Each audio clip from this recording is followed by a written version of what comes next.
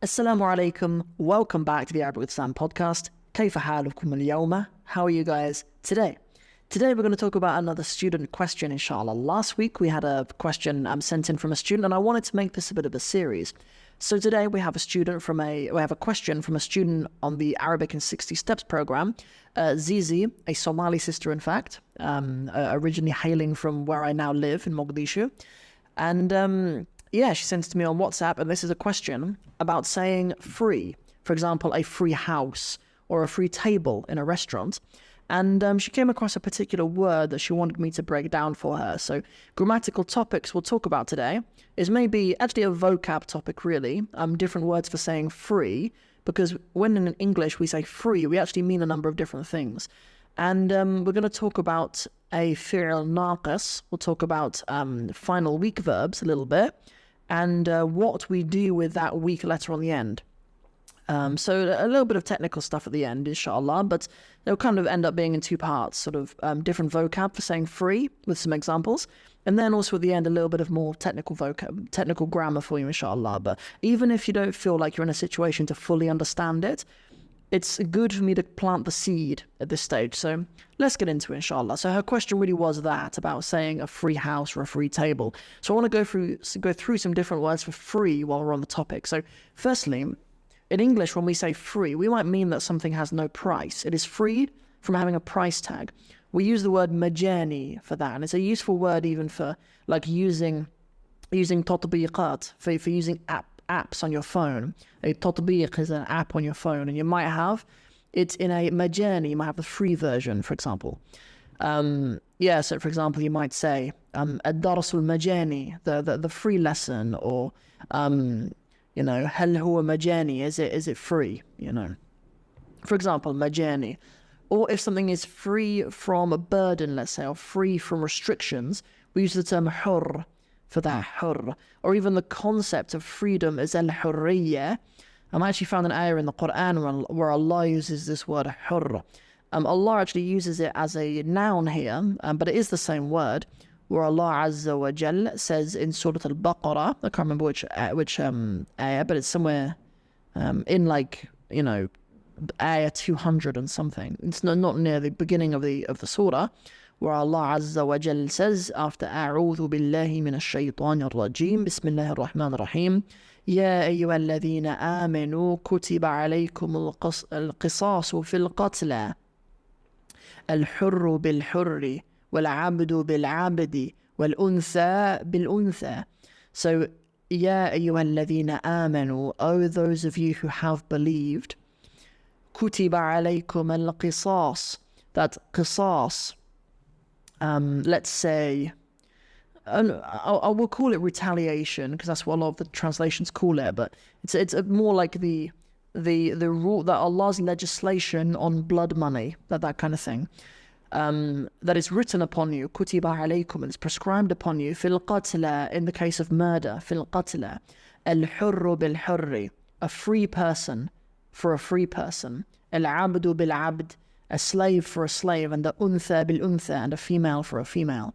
So the word hurr is actually used there, and it's always to do with being free from slavery or being free from an oppression of some kind. That is what hurr is, and you can use hurr like a sifa as well. Ana hurr, I'm free. Ana hurr al-an, I'm free now. For example, the word that I like for the question that Zizi had, and I mentioned this to her in my answer to her, is I actually prefer the word faragh or farigh. As far as I can tell, they're basically synonymous. Because you can use this word farigh, it means free, but it means sort of unoccupied. Is what she really means. Beit faragh, a free house, an unoccupied free house, for example. أو طاولة فارغة, it's a free table, right? And you can also use it in a really useful way. You can say waqt faragh, for your free time. It's very useful when you're talking about your hobbies and things like that. And aqdi waqti al-faragh, I spend my free time في قراءة القرآن, for example, in reading the Quran, for example.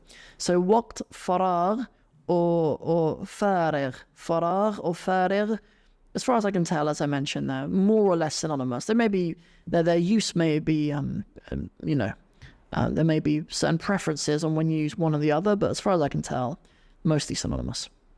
So yeah, for example, I mentioned the example of waqti al-farigh or waqti al-faragh.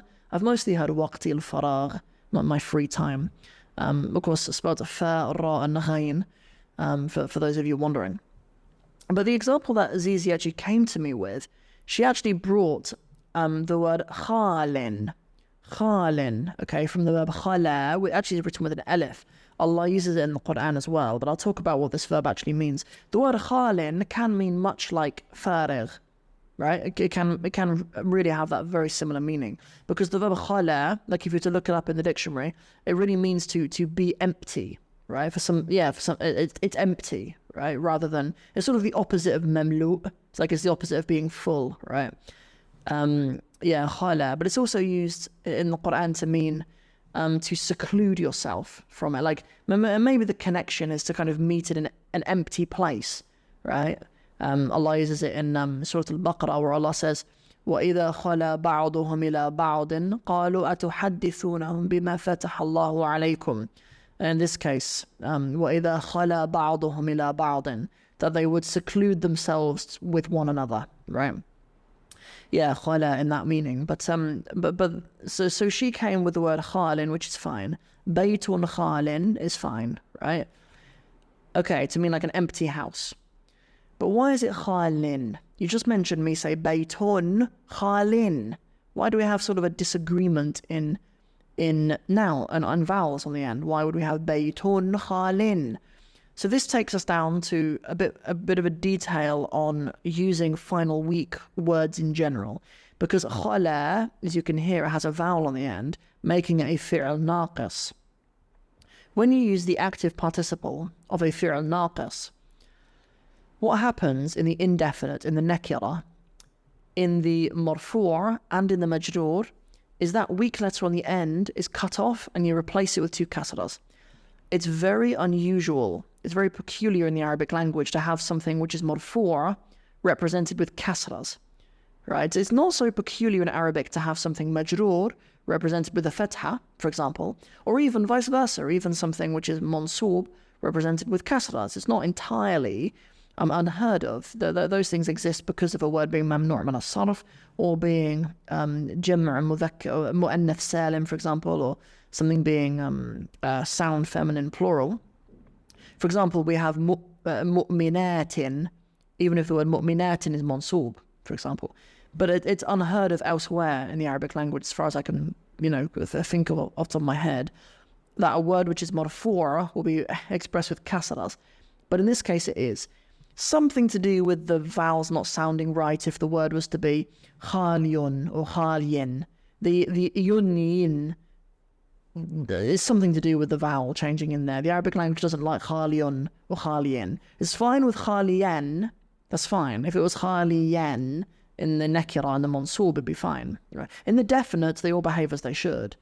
No, but in the indefinite, khaliyan for the mansoob is fine, but for the other two cases, marfu'a and majroor, it is khalin. We drop the ya completely from it. So it is khalin. I found an example in the Quran, if you wanted to see, with the verb qada meaning to judge. Really, and qadi is a judge, the word qadi. But this is an ayah from Surah Taha where Allah says, قالوا لن نؤثرك على ما جاءنا من البينات والذي فطرنا. This is actually a response that the people who are around Fir'aun say to him. They say that we will never prefer you over the clear proofs that were brought to us. وَالَّذِي فَطَرَنَا, by the one who فَطَرَنَا, who originated us, one who created us. Okay, so they say فَقْضِي, so judge. فَقْضِي, from the qada, يَقْضِي, in this case فَقْضِي, so judge, it's an imperative, فَقْضِي. مَا أَنْتَ قَاضٍ, what you are the qadin. You see here, qadin. Qadin, right? There's nothing that makes this majroor or mansoob or anything. It's marfu', qadin, right? But we don't want to have qadiyun because the Arabic language doesn't like it. qadiyun. So we have qadin, qadin. Yeah, it's from al-qadi, which, by the way, for those of you who are interested in the etymology, there's a word in Spanish, alcalde, which actually means a mayor now. It doesn't mean a judge anymore. But I actually believe alcalde comes from al-qadi, obviously during the period of Al-Andalus, the great Al-Andalus. Many of these words were brought into the Spanish language. But that's tangential. That's not the main point here, really. إنما تقضي هذه الحياة الدنيا. You can judge the life of this world, right? Meaning that Fir'aun has no say in the akhirah, but he might be a qadi in this life only. Good. So I wanted just to reference that ayah. It is the 76th ayah of Surah Taha. In case you want to see the verb qada in 3 different ways: in the imperative, faqdi, in the ism fa'il, which is the topic of khalin, being khalin, with the word qadin, and then also with the verb just used in the present tense, taqdi, from the past tense, which I said I believe is qada. Anyway, and there are other useful words that come from those roots as well. So I think that we have done both parts of this question. Hopefully this has been helpful. And I'll see you guys in the next episode. Assalamu alaikum wa rahmatullahi wa barakatuhu. And may Allah bless you guys with beautiful Arabic.